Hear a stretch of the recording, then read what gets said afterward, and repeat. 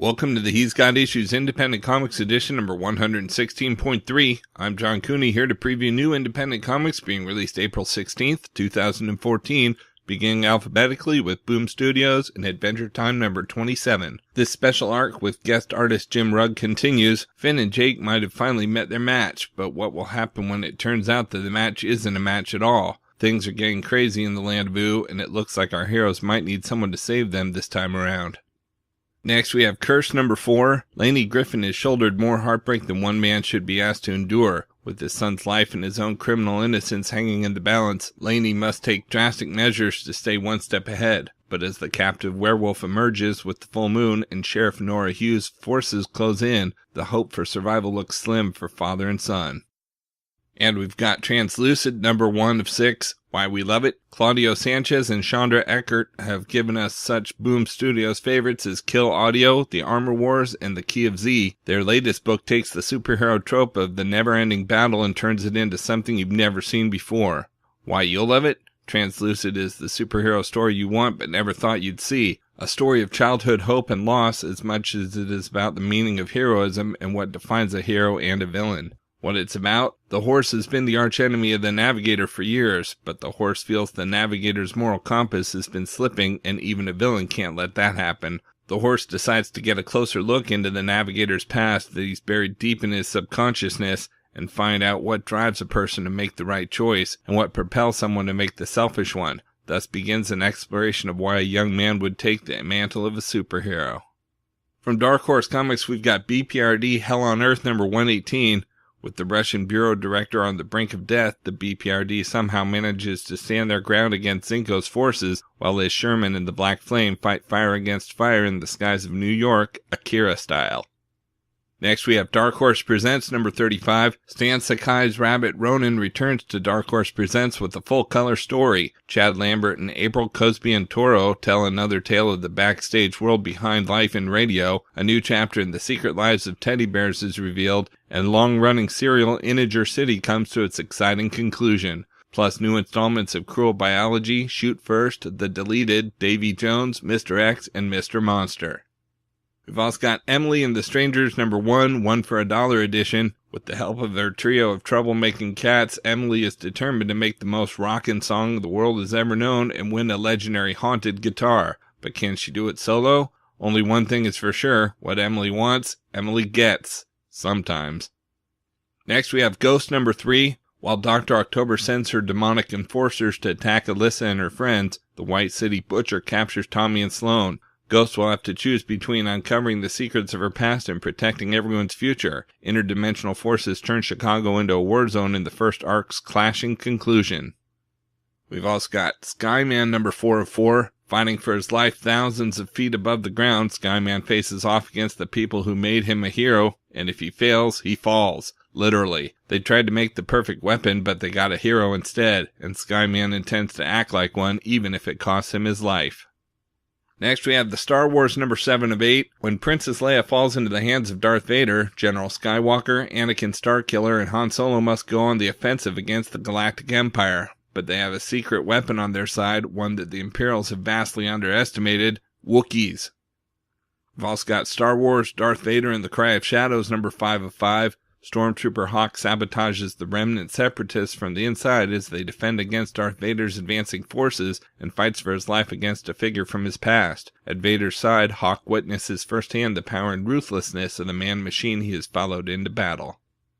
And we have White Suits number 3 of 4. Mob war erupts in Chinatown. In a desperate final gambit, New York's criminal underworld and their Russian mercenaries draw the murderous White Suits into a deadly ambush with ex-suit Prizrak and FBI agent Sarah Anderson as hostages. With no way out but death, who will survive the kill box? From Dynamite Entertainment, we've got Badass number 4 of 4. Final issue. Dead End's epic fight with Black Snake comes to a head, and only one will get to leave with theirs intact. Meanwhile, the story of Dead End's origin reaches a high point with his first act of disgruntled vigilant causing him to explode onto the scene. Dead End's fate is uncertain at best. Next we have Captain Action Cat, the Timestream Catastrophe number 1 of 4. This is it, kids, the crossover epic event of a lifetime. Finally, Captain Action Cat meets Action Cat and the characters from Aw Yeah Comics. There's something evil out there and Evil Cat is determined to find it, even if it means searching throughout the Silver Age to do it. Could this blip on the screen be the one known as Dr. Evil Cat? We bet it is. What will happen when the Silver Age and the Aw Yeah Age collide? What does this mean to the Timestream? The fate of the comic world may change forever. Plus, a mysterious frozen souvenir from the Golden Age makes a visit. Brought to you by the Eisner and Harvey Award-winning New York Times best-selling famous cartoonists Alt Baltazar and Franco, Captain Action Cat is based on the classic action figure adventure toy Captain Action, true story. We've also got The Shadow number 24. The authorities are already baffled by a rash of unexplained deaths in Chinatown, but when the recently deceased begin to rise from their graves and plague the living, it's clear they're out of their league. Thankfully, the Shadow is on hand and ready to stand against the zombie queen of Chinatown. Next, we have $6 Million Man Season 6, number 2. Steve Austin is back in action with an all-new issue of classic Bionic adventure. A government conspiracy has led to the closure of the Bionics program, forcing Oscar Goldman to reassign his most valuable agents and scramble for options. Without Rudy Wells' constant maintenance and upgrades, it's only a matter of time before Steve and Jamie's bionic technology runs down and ultimately fails. NASA scientists study the otherworldly entity enveloping the Venus probe, while a strange alien hybrid takes its first steps on Earth and begins sowing the seeds of conquest. And while Steve faces a dangerous Russian wilderness to uncover the secrets of a new Cold War technology, Maskatron faces off against the $7 Million Man. Welcome back to the age of bionic action with the return of the original $6 Million Man. We've also got Solar Man of the Atom number 1. This all started with an accident. All new corner of the Gold Key universe. Flooded with experimental radiation that grants him unbelievable powers, the brilliant and obsessive Dr. Phil Selesky seeks to unlock the secrets of the universe, begrudgingly becoming a hero along the way. But can a single man be trusted with near limitless abilities? What will this mean to the ones he loves? And will his choices lead to utter chaos and destruction? Brilliant writer Frank Barbieri of Five Ghosts and Joe Bennett present the Man of the Atom as you've never imagined. And we've got Warlord of Mars number 100. For the centennial issue of Warlord of Mars, we bring 3 stories by the 3 most prolific writers of recent Barsoomian history, each starring Barsoom's greatest Kalat Woola, beginning with the story by Robert Warlord of Mars Asia Thoris Napton, taking place 400 years before John Carter's arrival on Barsoom, where a young Woola discovers an ancient firstborn artifact that isn't quite what it seems. The story continues by Arvid Warlord of Mars Nelson, only to have it recovered by the Warlord himself many years later. What happens to the good people of Helium as the evil power begins to be unleashed, and what could it mean for the rest of Barsoom? Then, in the final chapter by Mark, Deja Thoris and the Green Men of Mars Rayner, Woola must do the hardest thing of his life, not protect John Carter. The fiercely loyal Kalat must resist his strongest instincts to save Carter from horrifying brutality, or pay an infinitely worse price. Includes bonus material. From IDW Publishing, we've got Crow Pestilence number 2 of 4. Salvador heads to the Midwest to search for the men who murdered his family, only to find them involved in trafficking drugs and humans. As the Crow watches, guiding him, he begins to exact his revenge. But why is one of the gang members speaking with the police? Next we have Frankenstein Alive, number 3. The monster has lived under the roof of Dr. Ingalls for a year, but now what seemed like hospitality has taken a sinister turn. Why is the doctor dismissing the other patients, and why is the monster left behind? We've also got Haunted Horror number 10, Dead Walking, Ghouls Stalking, Specters Talking. This chilling full-color comic book specializes in painfully restoring comics from the 50s with brilliant old-school art and the wonkiest of terrifying scripts. Every story, best read under the covers with a flashlight and the doors and windows tightly bolted, tingles the spine. So good it's scary. Next we have Star Mage number 1 of 6, Part 1, Darien. J.C. De La Torre, author of the critically acclaimed novel Ancient Rising, gives us a new fusion of science fiction and magic in Star Mage. In issue 1, Darian Connors discovers he's not from Earth, has strange magical powers, and is the key to an ancient war between 2 alien races of necromancers. Like Harry Potter meets The Last Starfighter, Star Mage offers wizard battles with a side of spaceship warfare, alien worlds, and weird creatures. We've also got Star Slammers Remastered number 2, part 2 of Walter Simonson's epic space saga, completely remastered and recolored. The Orisons prided themselves on being the greatest hunters in the galaxy. They discovered that they were hunting the most dangerous game in the universe. Next we have Thunder Agents number 7. The mastermind behind Spider is revealed, shaking Thunder to its core. A now powerless Dynamo is helpless in the face of Dr. Sparta's robotic monstrosities. Kat Kane uncovers the ultimate truth of the Judgment Towers, but the price may be not only her life, but life on Earth itself. We've also got Transformers Windblade number 1 of 4. Who is Windblade? In the aftermath of Dark Cybertron, Windblade takes the planet by storm. But where did she come from, and what does her secret mean to the future of Transformers? A powerful new chapter in the Transformers saga begins here. And we've got X-Files Annual 2014. The X-Files writer-producer Frank Spotnitz returns with an untold tale from Mulder and Scully's first stint with the FBI. When a man returns from the dead with a warning for his wife, the agents investigate and cross paths with a very peculiar priest. And in the second story, Cerebus creator Dave Sim writes his first ever X-Files story and the first scripted licensed work in forever, with Talk to the Hand, a nightmarish tale starring a sleeping Dana Scully.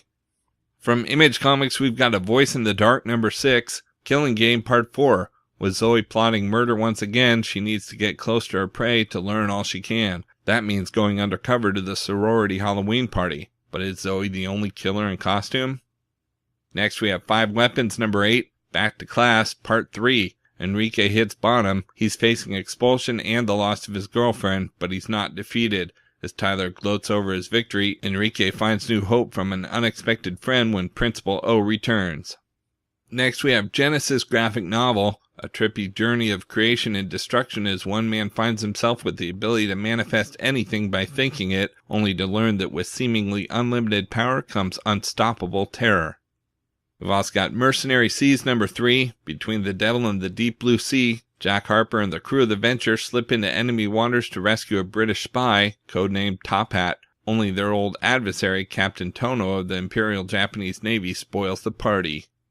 Next we have Minimum Wage number 4. It's hard to tell if it's celebrating or medicating, but on the heels of Rob signing a new lease, he and his boys hit the town hard in an alcohol-fueled swirl. Goth girls, trenchcoat mafiosi, jock thugs, and more populate the 4th chapter of Bog Fingerman's So Real It Hurts series. We've also got Morning Glories number 38, Everything We Love. Next we have Shotgun Wedding number 3 of 4. Mike Stone wants nothing more than to marry the woman of his dreams. Denise is smart, sexy, teaches the 2nd grade, and loves Mike more than anything in the world. What she doesn't know is that Mike is one of the world's top assassins and was once engaged to a fellow assassin named Chloe, and when Mike abandoned Chloe on their wedding day, she vowed revenge. We've also got Stray Bullets Killers number 2. When her niece, missing for almost a year, shows up on her doorstep with a horrifying secret, Carol Hogarth will find out that people can be poisoned, especially if that person is named Virginia Applejack. Find out what best friends, worst enemies, an artificial leg, and a bottle of rum all have to do with the killer who awoke before dawn. And we've got Witchblade number 174. Is the Witchblade out to reclaim Sarah as its rightful host, or is it out for revenge? From Valiant Entertainment, we have Exo Manowar number 24. Prelude to Armor Hunters Part 2, Who or What is the man called Malgam? Eric of Dacia, a 5th century warrior bonded to the alien armor and transplanted to the modern day, is now the most important weapon in the arsenal of Mero, a top-secret American intelligence organization that monitors extraterrestrial life on Earth. In order to protect his people, Eric must undergo dangerous missions in space, but nothing can prepare him from the stunning secret that awaits him in the stars. The march toward Exo Manowar number 25 and the coming of the Armor Hunters continues here in an essential prelude to the Valiant Universe event of 2014.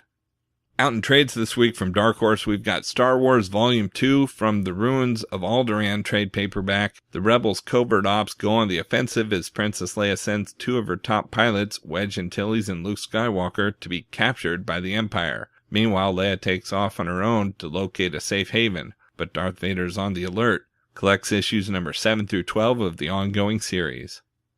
Okay, so that's a look at some of the top independent publishers this week, but there's still plenty of other books out as well, so be sure to check out my YouTube channel at he'sgotissues.com to see both the Marvel and DC videos for this week, as well as my usual roundup of all my favorites for the week with a little more depth and insight than you get here. And if you like these videos, be sure to let me know by leaving a comment and subscribing. You can also follow He's Got Issues on Facebook, Twitter, Pinterest, and Tumblr to see everything I'm reading as I read it. So until next week, I'm John Cooney, and I've got issues.